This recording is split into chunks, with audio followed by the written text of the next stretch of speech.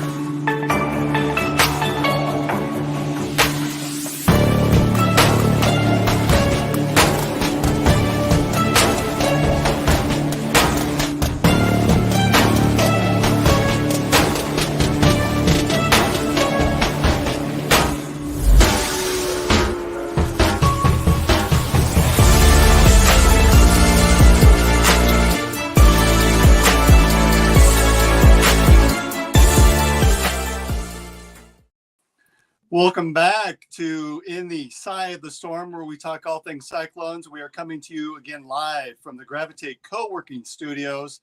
I'm Dave Larson here with my Storm team partners and Cyclone greats, Brent Curvey and Marcus Pfizer. Gentlemen, how are you tonight? Doing good, man. Doing good. How about yourself? I'm doing well. Our snow is seemingly melted, something you don't have to worry about there, Marcus. Our who? Our snow has melted. He said, say what? It's white stuff that comes down from the sky. I remember it. We get a little snow on top of the mountain on Mount Charleston, but that's about it. But you have to go to it. You probably don't see it down in the valley much, do you? You have to go to it, but I don't go to it. Well, speaking of snow, we saw a tremendous game on Saturday between Iowa State and Kansas State. I'm calling it the Snowmageddon, Farmageddon. What an amazing game. Took some notes here. 35 offensive plays for Iowa State, 102 for Kansas State. We had 2 total plays in the Kansas State side of the field. I don't know. I've never seen a game like that. Have you? That was unreal, man. Super dope. It happened in our favor for a change, but that was unreal to see, man. Our offense looked crazy explosive, but that snow is, it can be a gift and a curse. And it was a gift for us, but it was definitely a struggle for them. Well, and I thought it was remarkable too. You know, there were so many times where you saw us just take off and make those cuts. And even in nice games on a September Jack Trice field, you see players slipping or cutting, and I didn't see any slippage at all on top of that snow. And there was quite a bit of snow there in Manhattan, Kansas for that particular game. Are they wearing some different type of shoes or something in comparison to Kansas State? What do you think was the difference there in us being able to make those cuts? Usually, I know for grass games, we'd wear like metal cleats. So like the screw-in cleats versus the other shoes that you wear on turf is like molded. So like basically the cleats come in. But so with the other ones, you could like screw them on and off. So that obviously if they were ever dull or whatever, you could always swap them out for a new pair. Or swap the bottoms out for new actual cleats. So, I mean, in all honesty, that could have played a role in it. I mean, you would think that K-State was prepared enough for that. But, I mean, they were making some plays too. They weren't as sure tacklers as we were, though. But, yeah, I mean, it would appear that we came prepared for snow. And that would be a big reason why we were able to keep our footing a lot in that stuff. So, well, the Kansas State ground crew, they seem to have issues with getting the snow off. I saw before pregame there that they were taking a leaf blower to try to blow off the snow off the sidelines and then off the midfield lines. But outside of that, I was really surprised they didn't try to sweep through a couple times during the game. Yeah, me too. Got to be better prepared, man. Yeah, other stats that I wrote down here: time of possession, Iowa State just 17 minutes and 48 seconds. Kansas State 42 minutes. I mean, we're talking 3/4 of the game. Kansas State held the ball. Our defense was out there for an awful long time, but boy, they really came up big at the end. Yeah, our defense has been great for us pretty much all year. It's the one thing that we've had confidence about them being solid game in and game out, and they bought the guys the offensive side a lot of a lot of times to get better throughout the year, and man, things are just gelling right now. I was a complete fanboy. That game. I was weight room. While you're trying to work out and watch, a football game, especially your team, it kind of throws your sets off a little bit. You start getting that little cold sweat because you're not staying locked into the action of working out. But man, that was a great game to sit up there and watch. I felt that you have those feelings where you feel good. You feel good the entire game, and no matter what could happen, what could go on. It's kind of like the game. Was that yesterday? The Eagles game. We just if you put the ball back in Jalen's hands, he's going to score, and they're going to win the ball game. And how I felt good, Saturday about the game down in Manhattan, I felt that exact same way. I just felt like no matter what they throw at us, snow piling on top of the helmets and all of that, we're going to come out with this win. And it was. I love games like that. I love games like that. Well, players make plays no matter the temperature, no matter the weather. Players are going to make those plays, and certainly Sama was on top of his game. He got his first career start, rushed for 278 yards, 3 touchdowns. That was phenomenal. That's crazy. Imagine if it wasn't no snow. That's only 4th place on Iowa State's career or games leader. Saw that. I mean, Troy Davis had 2 300-yard games and another game that he was close to 300. That's what's so crazy about all this. Me and my son were just having a talk about that. I was like, wasn't Troy's record like 370 something, 378 or something like that? I was like, I ain't gonna lie to you, that's gonna be tough to beat. Like, I think that's gonna stay because nobody's running the ball 40 times a game like we were back then when Troy was around. But it's like, man, 400 yards of offense for one dude. Like, I mean, you talking about the recovery that the kid's gonna need for a 400-yard game. I'm sure it's crazy for the almost 300 he went for this week. But I think that record might not be tapped into. I think I'll bet some money on that. It'll stay there for a while. Just saying. Another player that stepped up was Jalen Noel. He had the 2 long touchdowns, 79 yards and 82 yards. The one play that made me a little bit nervous was that tiptoe up the sidelines that I just had flashbacks at the Kansas game again, where they had the referee phantom called him out and he was in the whole time, and no such play this year. He ran wrap the sidelines for a touchdown. That's it. It's one of those get back games. It's almost like a makeup call. You know what I'm saying?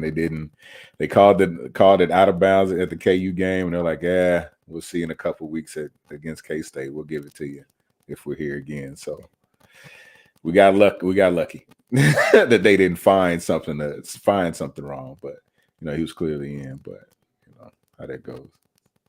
Well, and that was a nice little block on one of the plays, the tightrope down the sidelines there. Bramer had come up and sealed off that end and just created enough space for him to sneak through there, and then he was gone off to the races. It was a lot of fun to watch. Now this game marked we had 10 first downs to Kansas State, 32 first downs. Wow. And believe it or not, this was the first time that the Cyclone football team has had 4 conference road wins in a season. Wow. That's dope, man. Yeah. Considering how we started the season, I mean, we thought it was going to be a struggle through, even though we had confidence that they were going to figure it out slowly. I think they figured out a lot faster than we expected. But at the same time, we could go back to the Ohio and that Iowa game. Man, I would love to see those guys right now. I would love to see those guys right now. 1,000%. Totally Just needed that time to gel, man. That's why I said, I was kind of talking about in the chat. I think obviously these guys are going to be scary going forward after this year, seeing how well they were clicking at the second half of this season. I always said every job has a learning curve, man. So these young guys got thrusted in, and you see they starting to figure it out. starting to figure it out. Another game goes by, and it's like, all right, less mistakes, and starting to click a little bit. I said, I think Shellhouse is finally starting to find his groove, but when you have playmakers like that have the ability to make guys miss an open field and obviously break off big plays, you slowly start to tailor the offense around the guys, and everything will start making sense, especially when you put guys in positions to win. They've done a really good job of that these past couple of weeks. Do you think Sama had something to prove tonight or on Saturday?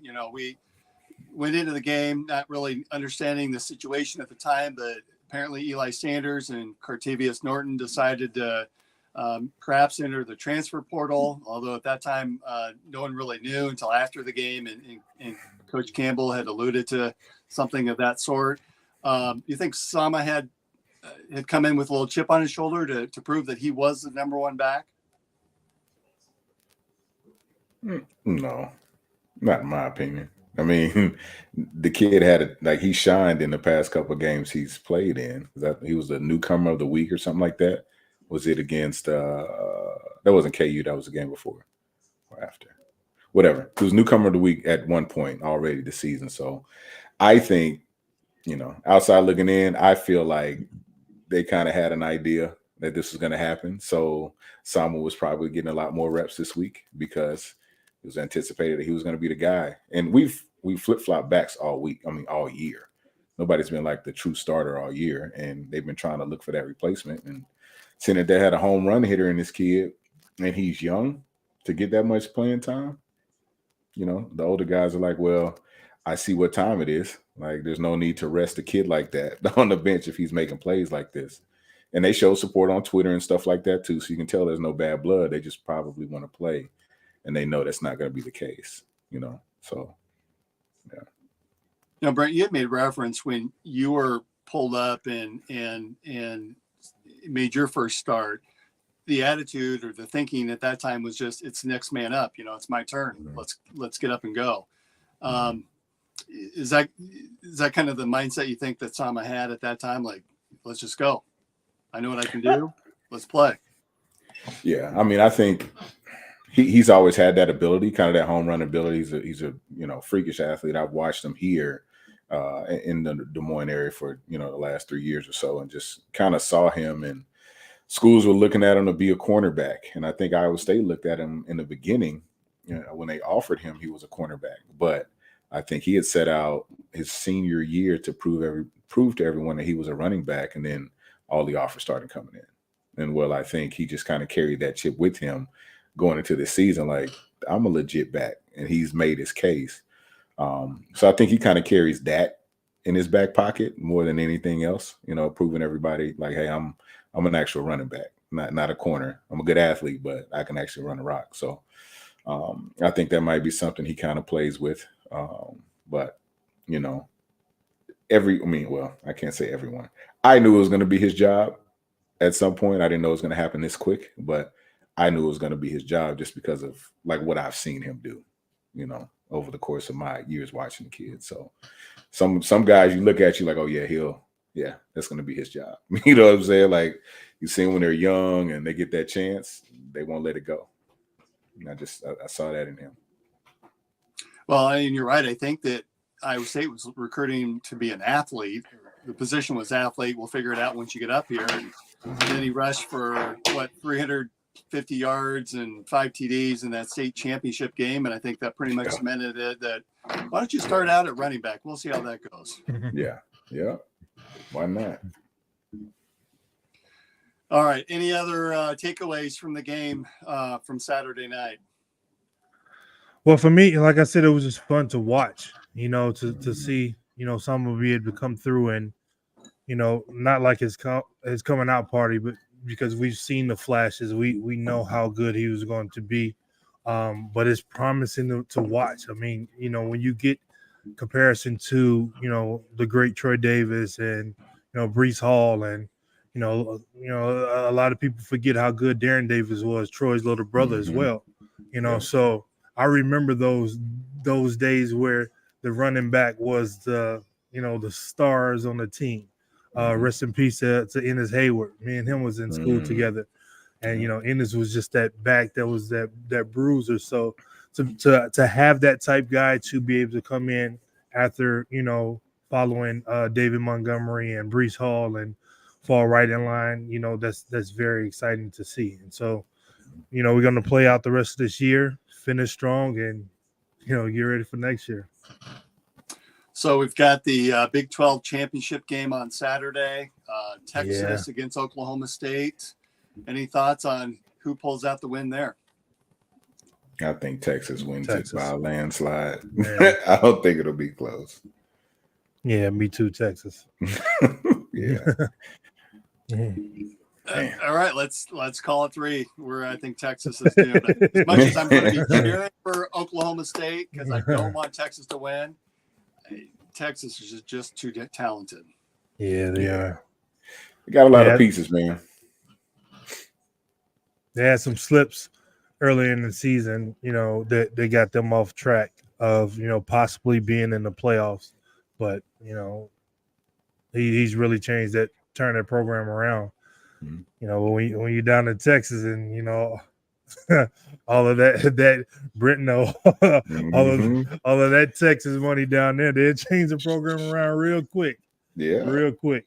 They'll rearrange everything and really fast to get some winning happening. So, man. So the football team ends their regular season playing in the snow and making snow angels. Eli Sanders and Cartavius Norton are heading to the transfer portal. Looks like today it was also announced that Deshaun Hanukkah, who's been sitting out the year due to the gambling accusations, has also chosen to enter the transfer portal. Any thoughts with I got to admit, I'm not a big fan of the transfer portal. It's been frustrating to watch. Maybe it makes me an old school, get off my lawn type of guy, but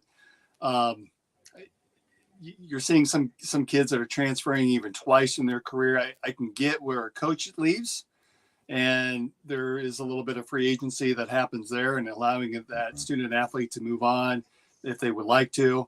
But boy, when you're a starting type of caliber player and you just transfer a second time, Will Howard from Kansas State, we just beat the Wildcats. He announced today that he's transferring. One of his backups, who incidentally went to Valley High School during COVID year, he's transferring as well. It really has changed the dynamics of NCAA football that I'm not certain that we'll ever get away from. No, I mean, you introduce money to college kids a lot earlier, so that's obviously going to play a role in it. But I think it's good for those guys who really just want the opportunity to play, but won't get to see it at whatever school they might have chose. The coaching change, cool too, but I think the 2 and 3 transfers, it just creates this culture where I'm facing a little adversity here, and I might have to work to get something. I'm just gonna leave. I don't like that because I think that's a huge part of the conversation my son and I are having is like, wherever you're going to be, like, plan on making that home. Like, I don't want to see no you do a grad transfer year, okay, because now you're done. You just want to go somewhere or whatever. But like wherever you decide to go, like, stay there because you need to learn how to fight. You got to battle your way to the top because no matter where you go, you'll be the small fish in the big pond. You got to figure it out. But I mean, it's it's a gift and a curse, man. But now that money is involved for the top tier guys, they can be a starter on your team this year and know they can go to, Lincoln Riley's out there and he wants me. Well, I'm going to go to USC because I know I'm probably going to get met with a check and a jet. You know what I'm saying? So these kids don't care about any loyalty to any program. But I'm a fan and I'm not a fan. It's kind of like I'm torn, to be honest. Yeah, they need to, get the reins on in some way, somehow. I mean, because like we said, old school back when we were in school, if you transferred, you had to sit out that year. So I remember my freshman year to my sophomore year when Coach Floyd left and Coach Eustace came in. Once he was introduced and he came in, we had a big press conference at the Jake. And, they had me speaking and talk, and they were, they asked the questions about, me transferring. And I was like, no, I'm staying. And like, it was a big uproar. The crowd was clapping and stuff. And so I looked I looked at Steve and I'm like, did they think I was leaving?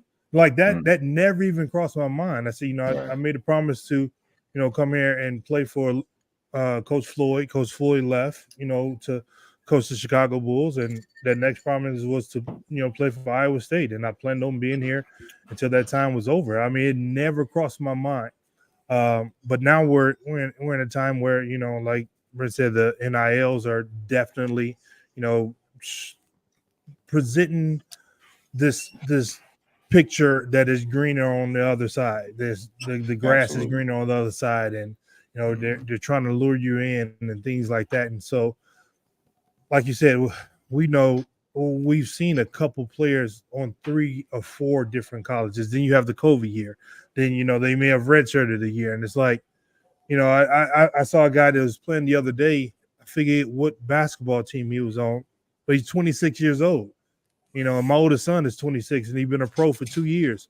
It's like, how are you still in college? Now, I can see if you started school late, but like you're on your 7th year of eligibility. How do you get that? And he's been to a couple schools here and there. So it's like, go ahead and stay there and try to battle it out. See what you got. If you have aspirations of making it to the next level or getting to the next level, or what are you really there for? It's like, you're not going to, me personally, I feel like you're not going to run me off. You're not going to chase me off. I'm going to build what I can build here, try to build some kind of legacy here, and just go from there. And that was my whole mentality. But the kids now, they're chasing whatever it is they're chasing. That's it. Now, I like that comment too. Yeah. It would be think nice they to should have limit one. it.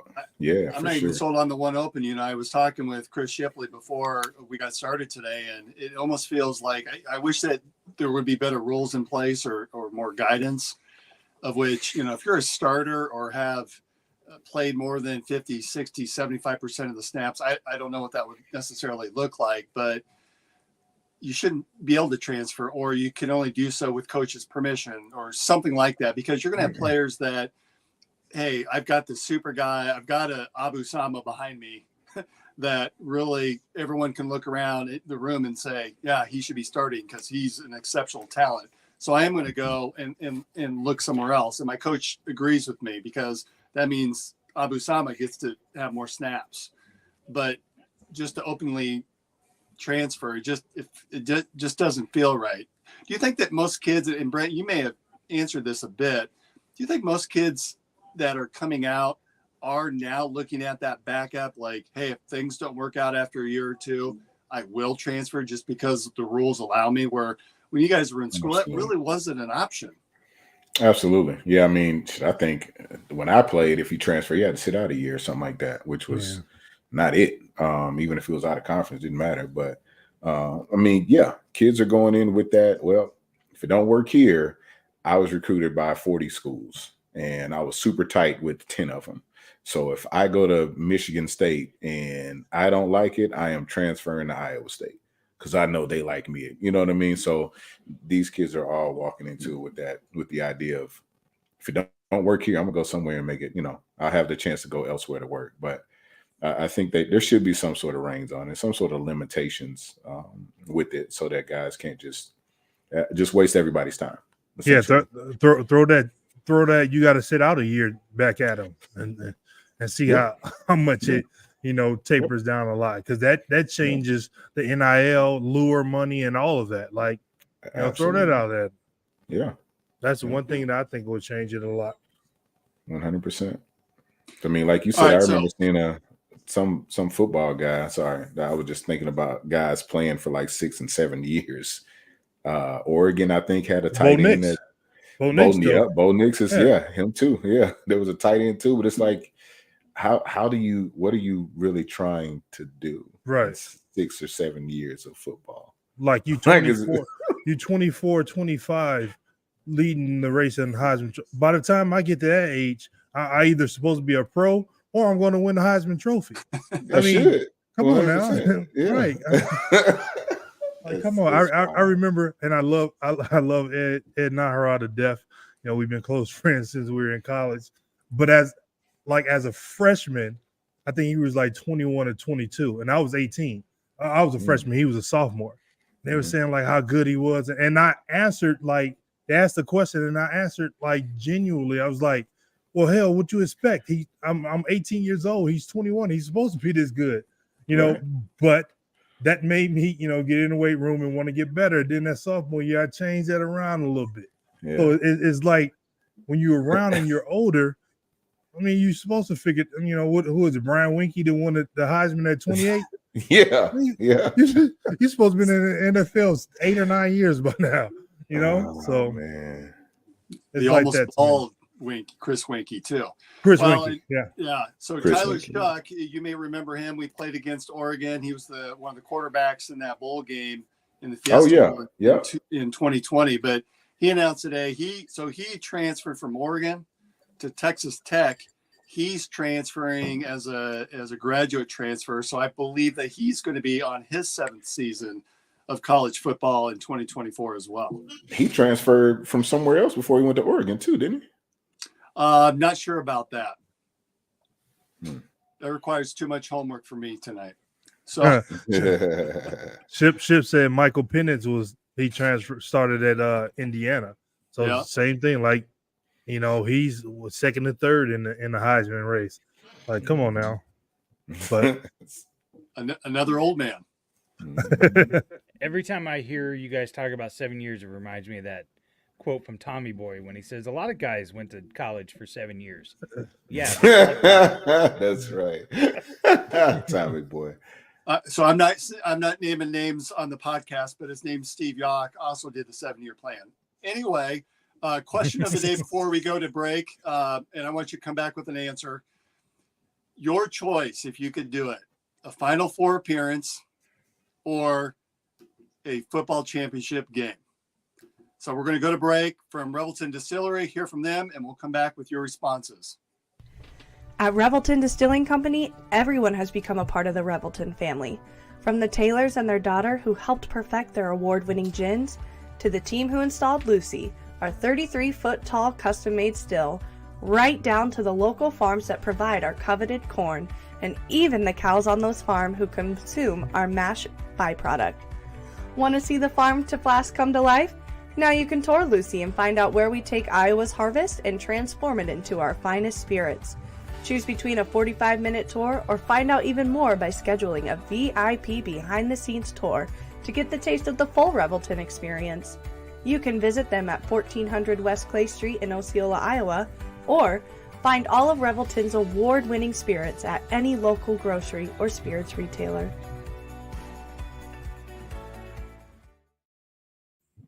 All right, and we're back. Thank you, Revelton.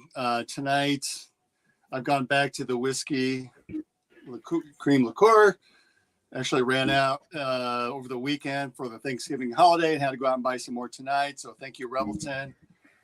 Looking forward to, I believe it's December 9th. We're all Three Beards Media is meeting down at Revelton in Osceola, where you have a chance to meet all the podcast hosts. And I think we're doing one ginormous podcast that will be going from live from Revelton. So I hope to see everyone then and tune in. So before the break, I was teasing about my friend Steve. No, it was actually 5.5 years. We just give him, I just harassed him about the 7-year plan, but just 5.5. 5.5.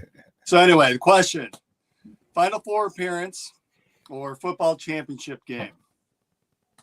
What would you guys choose? Final Four as in football or basketball Final Four? Basketball final, that's a valid question. So let's assume basketball Final Four and football championship game. And it's Iowa State. You guys are not eligible to play, unfortunately. Don't want to be. I'm a football fan, so I mean, I'm going football. I'm going football. I mean, I feel, not to say it felt like I failed, but I mean we were on the road to getting there. We were one game away from it. So that is what it is. But I mean, there's no secret. Football is my favorite sport. Football fan. I definitely would love to be on that side. I will be on the sideline of that one. Yeah, I mean, geared all the way down to the socks. I'll probably have That's Cardinal it. and go shoestrings through my shoes. I'll be there for that one for That's sure. it. And I would hope Revelton and Gravitate would find a way for us to get down on the field too. You know, Yeah, we for would real. we would heavily promote the co-working space on the sidelines of the national championship game. That's Definitely. it. Yeah. What about you, That's an Brad? easy one. That's an easy championship. Like I've been a part of a couple of them in football, and it's like just that atmosphere is ridiculous. You know what I mean? And you get the chance to walk away with a ring. I'd go with the championship. Got to. It was super dope, man. Super dope. Well, Just I thinking about it suspected so Marcus would select football because I know you're a big football junkie, and Brent, I Yeah. thought you'd pick Final Four being a basketball junkie. So It's a weird dynamic that a lot of people. Now they automatically assume whatever sport you participated in should be your favorite, and that's just not the case. Like that's just not the case. I mean, it just depends on what you love the most and what you can and cannot do. I could do football a little bit, but I think I did basketball a little bit better, so I lean towards that. And the rest is history. But that's been one of the trivia questions like my whole career. What's your favorite sport? And people who really know me know it's football. I'm like, how the hell that happened? My dad had me playing football first, and that was my first love. And so once I grew from 6 feet to 6'7", 6'8", he was like, nah, it's time to come off and out there. Get your hands out the dirt, son. Let's pick up this round ball. Right. Especially when everybody else is not above like 6'3", 6'4" out there. You come on. Now, if I was somewhere like, Texas or Florida, whatever, where they had like football players.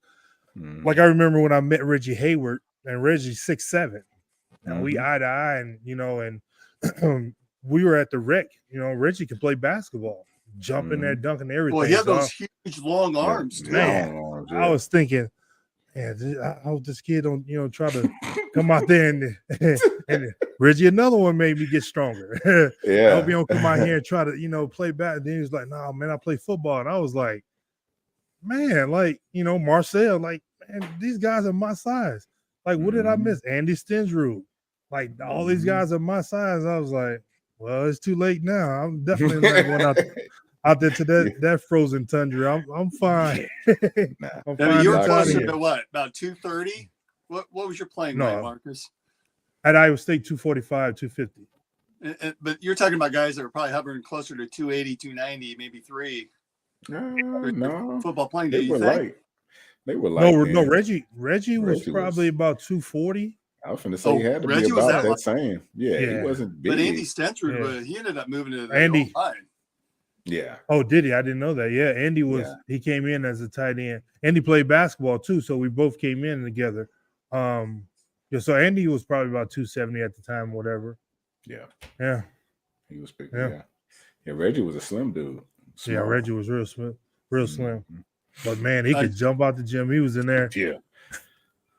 Man, this didn't I find out you played football? Oh, you can't be out here beat me in basketball now. That ain't good. That is not good. Man. All right, so speaking of basketball, let's shift our attention towards Orlando. Three tough games for the Cyclones. We had 4 layups early in the season, and the competition really increased. Beat VCU 84 to 68. Is that the final score? Sounds right. And then lost to Virginia Tech 71-62. And then last night lost to Texas A&M 73 to 69, which the game looked a little bit closer, or the score ended up looking a little bit closer, I think, than actually what it felt like at the end of the game. I know we exchanged some text messages this week or over the weekend. What were your takeaways from this weekend in those games in Orlando for the basketball squad? Well, I knew it was going to be a little tougher competition than it had been the first, 3 or 4 games. So I was excited to see, how they would fare against that type of competition. I missed the VCU game, but I caught the one against Virginia Tech, and I missed most of the Texas A&M game. But just to see how we would fare against them. The Virginia Tech game, their point guard that they had, he's an older guy, really seasoned, know how to run the ball club, got a little tricks, that's in his back pocket that he got the young fella Keyshawn them on. So it was definitely wanted to win, wish we won them, but definitely knew that this was a test that they needed early. We're still trying to figure some things out. I'm still going to be biased. I'm a big Trey King fan. I'm a big fan. I want the young fellow Belu to get out there more. I want Ward to get out there more and do the things that they can do, to elevate the team. But like we said, it's early. How many games we got? 6 or 7 now. So while they're still learning, trying to put together everything, hopefully they can do as the football team did earlier in the year. So Tamin Lipsey, you should really go back and watch that VCU game. Iowa State was behind, and Tamin Lipsey just seemed to take over that game, finished with 22 points, and just he played hard. I mean, he played really well down the stretch in particular, and really fought for the Cyclones. One thing I found interesting over the course of the weekend is the rotation doesn't look so much different, the player rotation from those first 4 games. We saw Pavletsky come in, and he played a lot more minutes this weekend than he had previously. And I'm kind of wondering, at what point, do you think that TJ will sort of lock in what that rotation is going to look like? And in prior episodes, we've talked a little bit about Omaha Blue. He barely played this weekend. I was shocked when I went back and looked at the minutes. He played less than 5 minutes against Virginia Tech and less than 6 minutes against Texas A&M. And I don't think it was due to foul troubles either. Any thoughts there? Well, I mean, it's the learning curve. It's early. It's early for him. You are literally in a state of basketball that you've probably never been in before. Like, people don't understand how much better the competition is one level up and then the next level up. Even if it's not the talent or, the skill and all of that, veterans at that level know how to play. They know the little tricks and other trade and things to get you frustrated or to get you out of position and things like that. So he's trying to figure it out. But our guards, are really tough. Like I've coached against Keyshawn Gilbert since he was in the 7th, 8th grade. He's played basketball against Marcus Jr. since he was in the 5th and 6th grade. So that kid is tough. He's in a different conference now. He's in the Big 12, playing against tougher competition that he played against at UNLV. So give him a little time. He's going to figure it out. He's a really tough kid, and we know how tough Tamin is. He played extremely well last year as a freshman, and now this year he's trying to continue to gel everything together. And I think everything is going to have to get better in practice. Like I don't know how tough the practices are. I would love to be able to get back and just sit in the shadows and watch and see how tough practices are. Like, our practices were tough. I mean, our practices was really tough.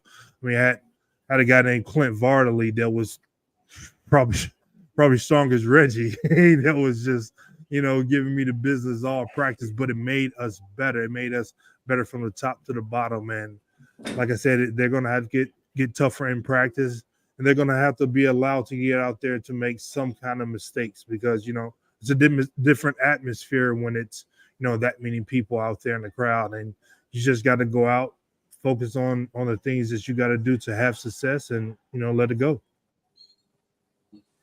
Well, and free throws seem to be an Achilles heel as well. 60% against VCU, which that was a win. Virginia Tech 57%, and now Virginia Tech, they shot a clip at 87%. That's a big difference there. And then Yeah. against Texas A&M, 66% again. So we got to make those free throws down the stretch. Yeah. Our goal was to make more free throws than the opponent attempted. That was, something that Coach Larry Stacey harped on, the coaching staff harped on. So we put ourselves in position to get fouled, but getting fouled, get up to the line and make them. So, Mhm. that's a big responsibility that really changes the game, the dynamic of the game. And we got to do a lot better than that for sure. Well, and any coach will tell you, make that first one at the very least. Make that first shot, because that gives you a chance for that second free throw or third. Mhm. Yep. Does the loss of Hassan Ward, are we starting to see the impact there of not having that down on the block enforcer, particularly on defense?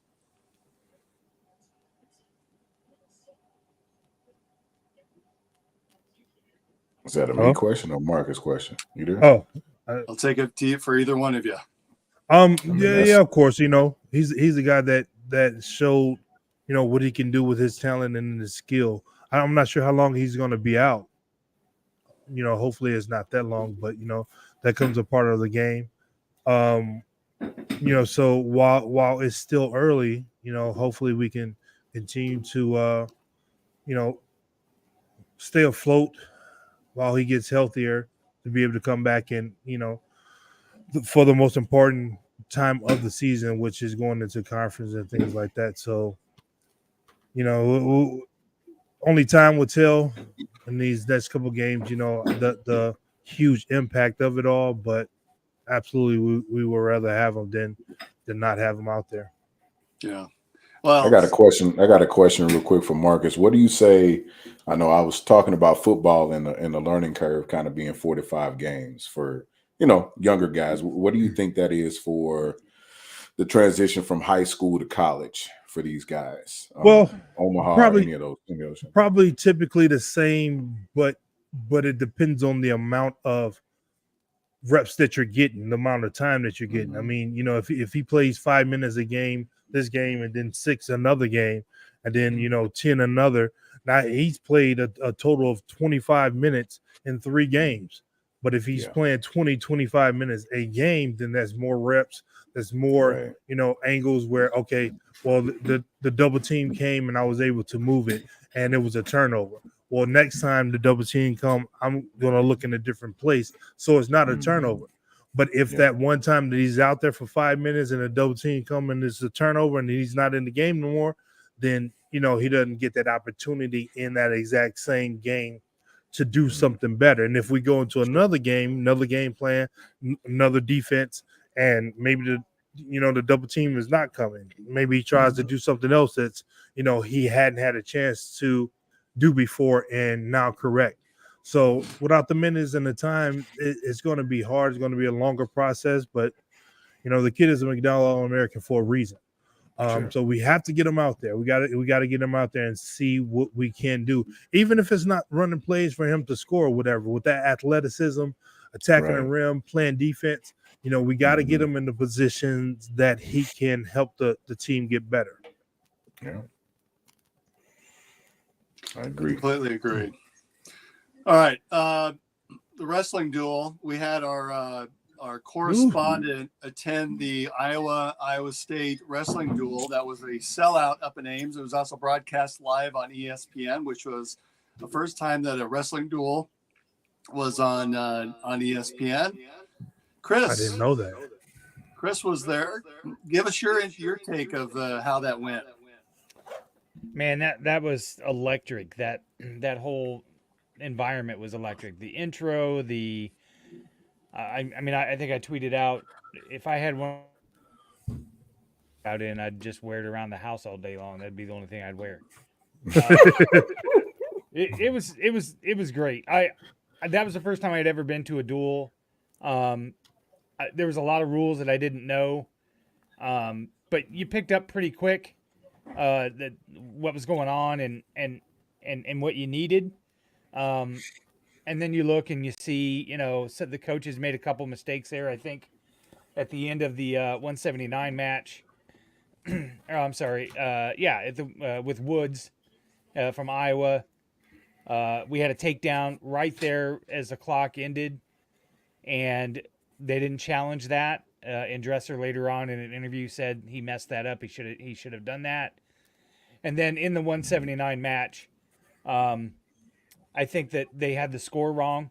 There's something called riding time, and the wrestler at that time had looked over to Coach Dresser, and Dresser told him to ride it out, thinking that he had enough points for riding time, and not realizing that he needed a takedown to take it over.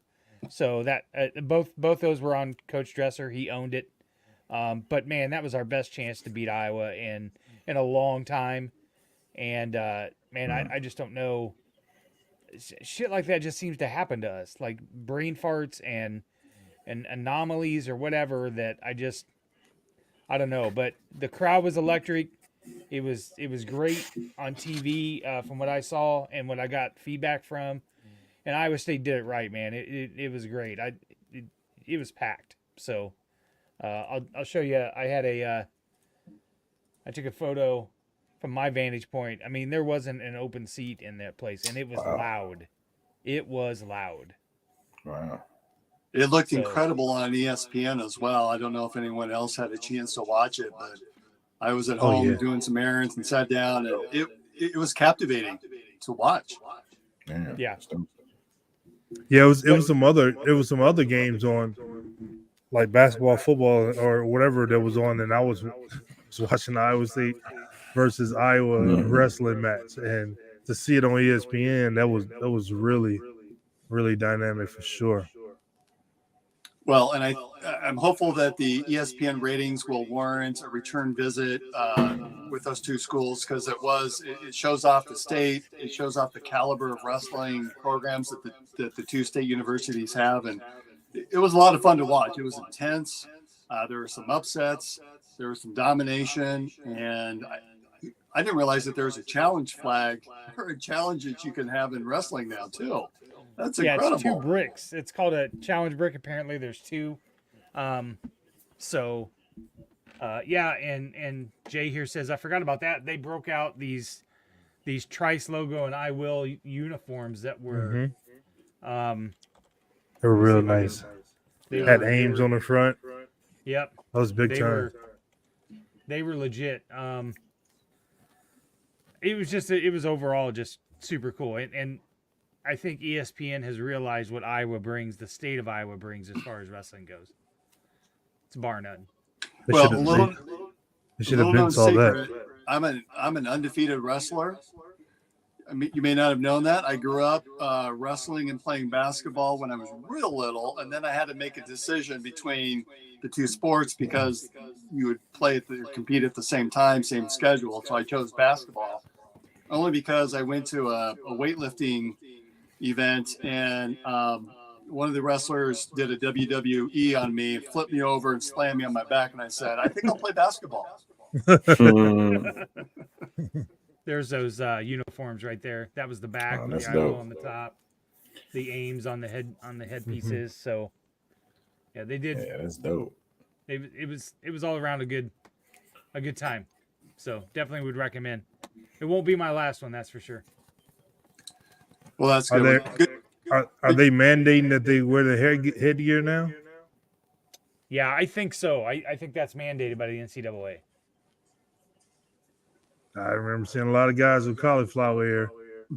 There was a lot of stalling too. I mean, that was the one thing I learned. Iowa stalled quite a bit and should have gotten called a lot more for it and didn't. So, yeah.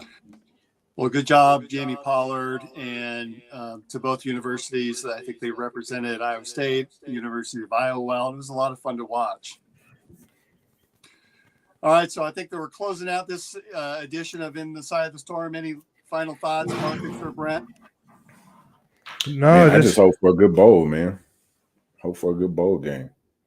Well, by this time next week, we should know that, because the Big 12 championship game is, I believe, noon on Sunday or on Saturday. Mm-hmm. And then the bowl reveals will occur Sunday afternoon at some point. So we should know if we're going to Shreveport, or if we're going back to Memphis, or maybe even Houston and or Phoenix. So I guess we'll just put on pause until we know more. San again, just Antonio's in play too Ooh, for the that'd be Alamo nice. Bowl. Especially with that win over Kansas State. I think that was a bigger win than what we had initially thought of. So that'll be great if we can make a return trip down there.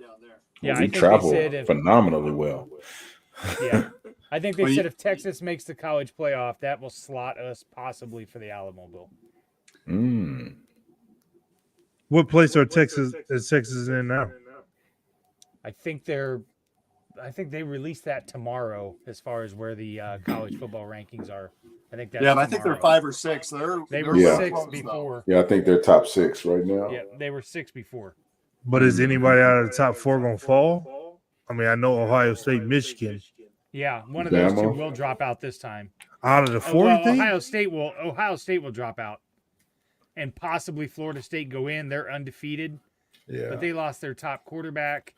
And Yeah, that's probably gonna stop Right. them from going in. And 'cause then they you've got Washington lingering there too. If they win the Pac-12, I mean, I don't know. That it's going to be crazy. Although Washington, I think, is in the top 4 right now. I would not be surprised if tomorrow it's not Georgia, Michigan, Washington, and maybe Florida State. But a lot could happen with championship games this weekend. ACC Yeah. basketball or a championship game in the Pac-12. Weird things happen in some of those games, and you just got to be ready for anything to happen. And one of those surprise wins could result in Texas taking that last spot. Yeah, I'm waiting to see what they're gonna do at Ohio State. I mean, that was a big game, and to lose in Michigan, they didn't get blown out. So it's do we knock out Ohio State to bring in, to make sure that Washington, Pac-12, like, come on now, these, Hey, no knock against TCU, but when TCU got to the national championship game, it was like, man. Yeah. Where'd that come from? So, Well, and I think it's they gonna want to be avoid that interesting to see. again. That was I embarrassing. know. I think they want to Right. avoid that. And, Yeah. unless I got to think, though, that if Oregon beats, I think it's Oregon that's playing Washington. If Oregon beats Washington, Pac-12 is off the table. Yeah, Mhm. yeah, and I think that's going to happen. I think Oregon is going to beat them. Yeah, because Washington All right. State gave them all they can handle this past weekend. Mm-hmm. So just a reminder, December 9th, 12 to 2 at Rebelton in Osceola. Hope to see everyone there. And then we follow up that Monday. We have a surprise guest. Maybe it's no longer a surprise, but we'll be having Jamie Pollard on this show. So tell your friends, family. Please like and subscribe to the podcast. And we'll see everyone next week for another edition of In the Side of the Storm.